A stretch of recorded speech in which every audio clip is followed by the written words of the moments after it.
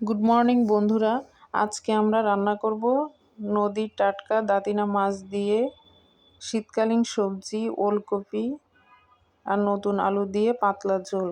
মাছগুলো ধুয়ে কেটে সুন্দর করে গুছিয়ে নিয়েছি। এবার মাছগুলোকে লবণ হলুদ মাখিয়ে নেব।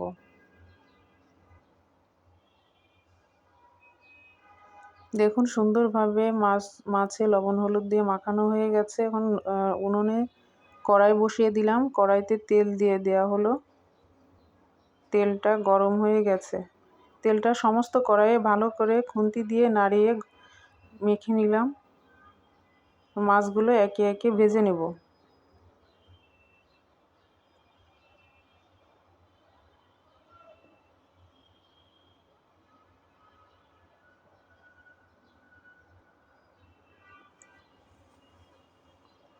এবার মাছগুলো এপিট ওপিট ভালো করে উল্টিয়ে নেব।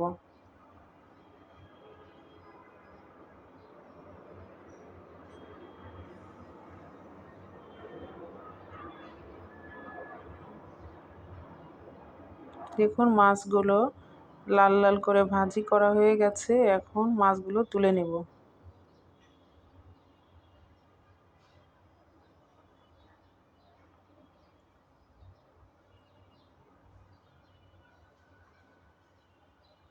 মাছ ভাজি করা যে তেল আছে ওই একই তেলের মধ্যে আরেকটু তেল দিয়ে কাঁচা মরিচগুলো দিয়ে দেব। কেটে রাখা ওলকপি এবং আলু একসাথে কষিয়ে নেব।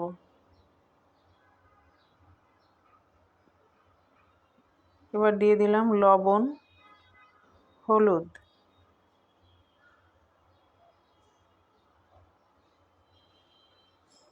লবণ হলুদ দিয়ে তরকারিটা ভালো করে কষিয়ে নেব।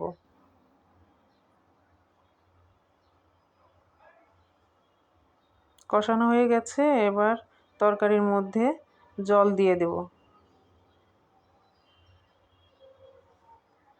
খুন্তি দিয়ে আরেকটু ভালো করে নাড়িয়ে সিদ্ধ হওয়ার জন্য একটু ঢেকে দিব। ঢাকনাটা তুলে নিলাম।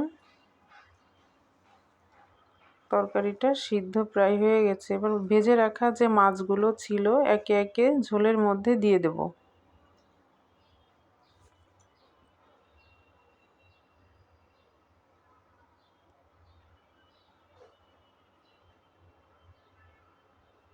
ঝোলের সাথে মাছগুলো একটু মিশিয়ে দেব।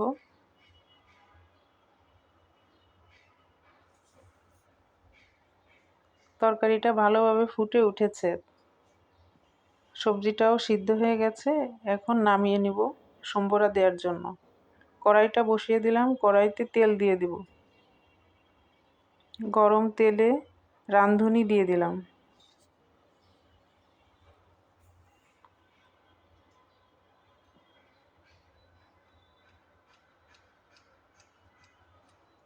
এখন সম্বরা দিয়ে দেব।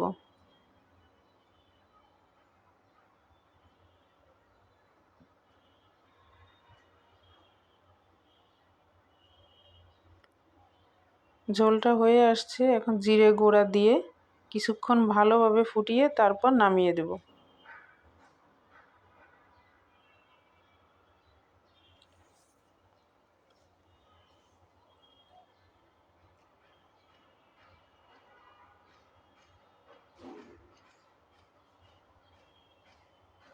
তো বন্ধুরা, আমাদের আজকে দাঁতিনা মাছের ঝোল রান্না হয়ে গেল। এখন আমরা নামিয়ে ফেলব। এভাবে আপনারা রান্না করে খাবেন। যদি ভিডিওটি ভালো লাগে তাহলে লাইক সাবস্ক্রাইব করবেন। ধন্যবাদ সবাইকে।